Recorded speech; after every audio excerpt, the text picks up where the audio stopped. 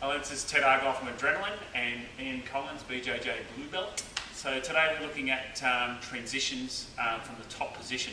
So we're going to start from the mount first. So this is just going to be a very simple explanation of transitions. Obviously there's micro transitions and there's lots of intricate ways you can go into different positions and different variations of different positions and all the rest. So we're going to keep things very, very simple. So we're going to start from the mount and look at the different top positions you can transition to. So you've got your mount. The first one is going directly to side control. So from here we place the elbow beside the neck, straighten your right leg out, we fall to one side, foot on the floor, left hand goes beside the hip to prevent you from getting your guard back, square up, and we'll go into side control. Conversely, we can go back into mount the same way. So we switch your base, foot hits the floor, turn over, mount. So again, mount, elbow, straighten, dismount, foot on the floor, hand beside the hip, side control.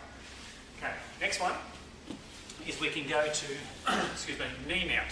So from the top position from here, I windshield wipe my left foot across his hip, and I'll pop up into knee right or knee mount. Different ways you can do knee mount. The way I prefer to do it is I like to use my shin across the stomach, foot nice and wide on the same line as his head. So just with my foot, all I'm doing is this. So this left foot here goes across like a windshield wiper. So I'm in the mount, left leg across, up we go into knee mount. The third alternative from the mount position is to go to side mount. Now, this can be set up via our partner's mistake or their ability to try and escape. So if he tries to do a hip escape, for example, a lot of times he'll turn onto one side for you. So when he does that, I go into side mount. I can also create that opportunity several ways. Very simple way is just to grab his gi, I pull, change shape, left knee near his head, right foot near his hip. So those three different positions from mount again. We can go mount, we can go to side control. We can go knee mount to here, and you could pop up nice and high as well for any other sort of variation. And then you've got side mount here. Okay.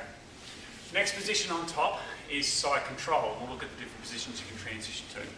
So if we're starting in side control, the most obvious one is to go to the mount, which is the same way we showed you a minute ago. So I'll just show you that one more time.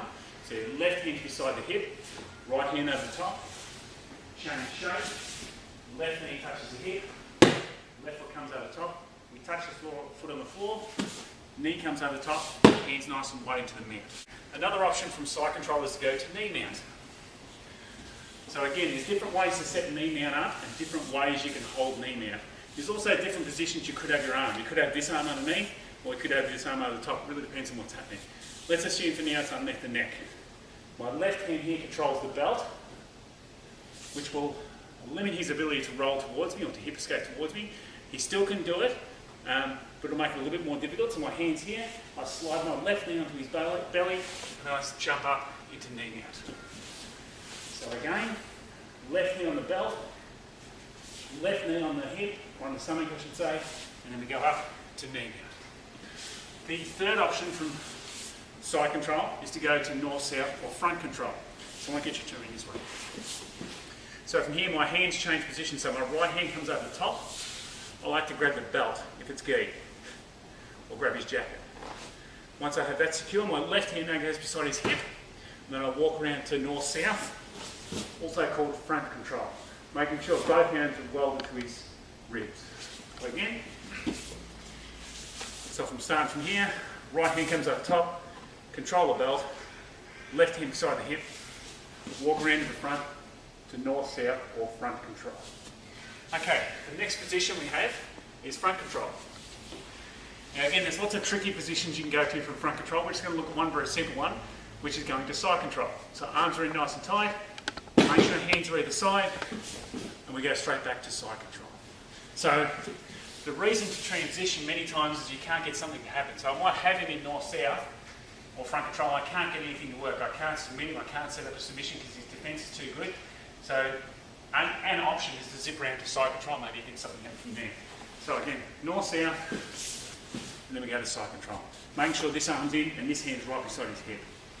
Okay, the next position we're going to go to is knee mount. So, from knee mount, we have a couple of different options. The first one is you go back to mount, like this. So let's assume I've passed his guard, one of his feet on my hips, let's say. I've done some type of guard pass, I've gone to knee mount, something isn't working, well, I just go straight into mount. And again, so I've passed his guard, I've gone to knee mount, I'm trying to submit him, that's not happening, I go straight to mount, okay? The second option is to go to side control. So let's assume I've got past his guard, I'm in my knee right position, and we can shoot straight to side control. So again, knee mount, side control. Again, there's different hand configurations you can do here. You could, if you wanted to, shoot underneath the head first. Hands and then knee, or you could go this elbow and this hand inside the hip before you change shape into side control. Okay, the last one's side mount. So from side mount, remember as we talked about before, we grab the elbow, pull the person onto the side. Now depending on how they react will depend on which position we go to next. If they don't react, of course we're going to try and submit them from there. If he does react by trying to flatten out on his back, then I could just go back to the mount. So it's not the ideal situation. Ideally we keep him in the position we've got him, but you know, much better to still be on top. So we go side mount, he flattens out as a way to escape, and then we go back to mount. The second option is to go to the back, which means if he turns that way. So if I've got something happening like this, and I could force this, so if he stays here, I could force this by catching his elbow, pulling on that as tight as I can, rolling him over, getting my hooks in, getting my seatbelt grip, and getting control of his back. Okay? Or it may be that he does that for you. So I've controlled his elbow, pulling onto his side.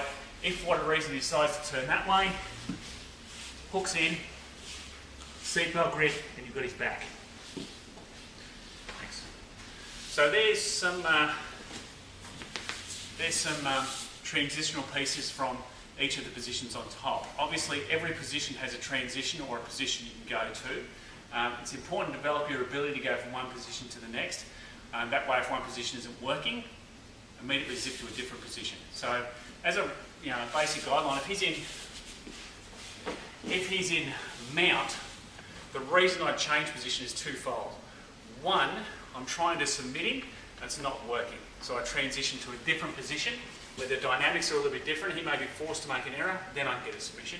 And the second reason to transition is I'm trying to hold the position, I'm trying to get things happening. He tries to escape.